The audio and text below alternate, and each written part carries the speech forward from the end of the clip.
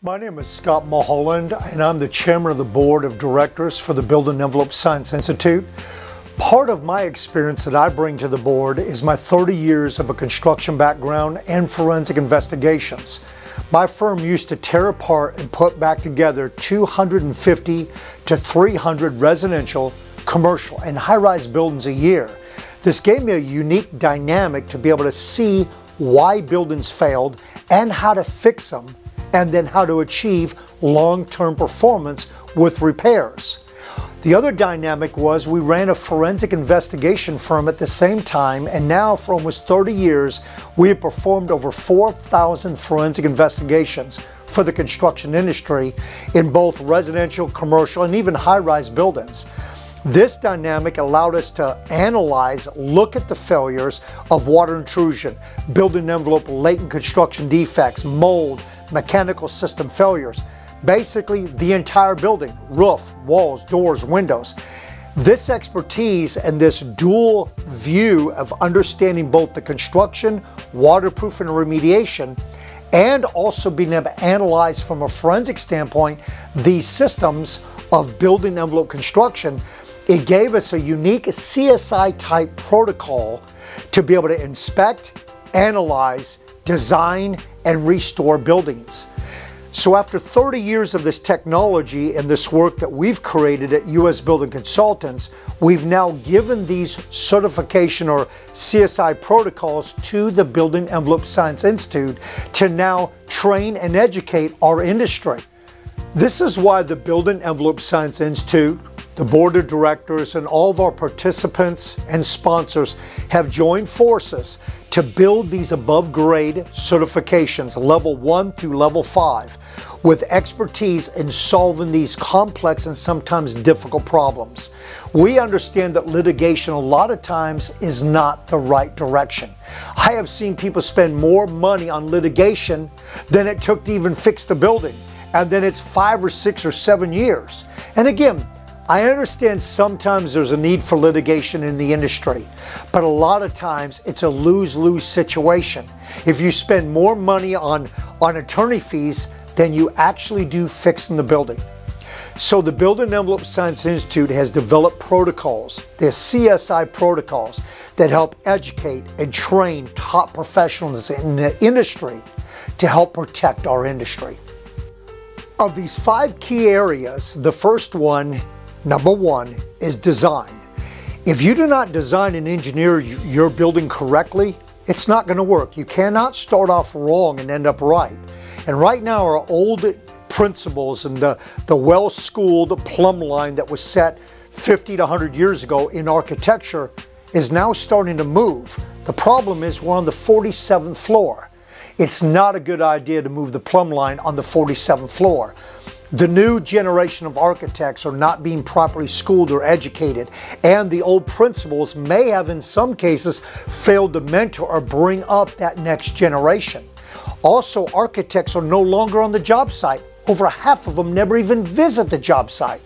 This taking the quarterback or taking a design professional off the field is not a good idea. And this has opened up the industry to expert consultants. Unfortunately, they're unregulated, a lot of times uneducated, and very insightful for litigation cases. If you have a design building, it's extremely important that it's not a simple cut and paste, throw the details together. This design has got to be implemented by the general contractor, which brings us to level 2. This is the build. If you cannot take 50,000 pieces and put them together and form one cohesive unit, one breach within the building's envelope can cause a litigation case. These systems and the integration of these systems and all the different various subcontractors is absolutely critical to building envelope performance and to stop the risk of litigation cases. The third thing is the know.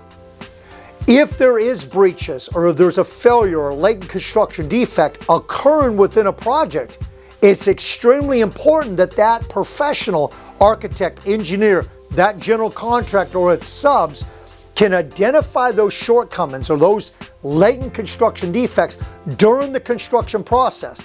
If not, they'll walk off that job and leave inherent problems that could cause water intrusion, mold, roofing leaks, building assembly leaks, windows that leak, and all these will foster litigation cases. So it's important to know these problems and identify them before the completion of a building. The fourth item, and most importantly, is the ability to properly diagnose the problems. A prescription without proper diagnosis is malpractice. Too many people in construction, whether it's residential, commercial, high-rise, or even governmental agencies and buildings, will send back a corker or a waterproofer or someone to patch or repair just to try to take care of the problems because the contractor design team is on to the next building. And a lot of times the people coming back do not know how to properly analyze and diagnose the problems. What this does is that you have repeat callbacks. Well, the first 2 calls are free, the third one may or may not be. By the 4th call, the industry standard is the attorneys are brought in. And that can become a lose-lose situation for everybody and the end user and the people that own the building or have moved into the building or a governmental agency, GSA or whoever it is. That's a lose-lose situation to have the building to go into litigation. And sometimes that's a requirement, sometimes there has to be litigation. But 8 out of 10 cases, we have found do not need litigation if the proper protocols or the CSI protocols are instituted. You have to properly diagnose the problem because if you don't, then level 5 will never work. And level 5 is execution of a repaired methodology. If it's flawed to begin with, you cannot start off wrong and end up right. You gotta have the right prescription for the problem. And then you need to have the right people to know how to execute. And that's where many people fail. And you can end up fixing it 4 or 5 or 6 times. And sometimes after 5 years, you're still trying to fix the problem. Do you know you can execute with the proper diagnosis and actually reserve or fix that long-term problem for many, many years? You can solve problems and get a 5, 10, and 20-year life cycle of performance. This is why the Building Envelope Science Institute and its board of directors and all of our members and even sponsors have kind of joined forces to help combat the litigious society that we live in and our litigation problems within the construction industry. It's very important to educate, train, and help people solve these problems. We don't see a win-win situation with residential, commercial, or high-rise buildings or governmental facilities going into litigation for mold, water intrusion, or latent construction defect problems. These issues can be solved and prevented. I know because of my 25 years of building envelope commissioning, we have yet, with over $3 billion of construction, to have a single litigation case. Taking this information, taking these protocols, and training people will dramatically change the industry. And right now, launching these, we are trying to get as many people certified to get this information to help protect our industry.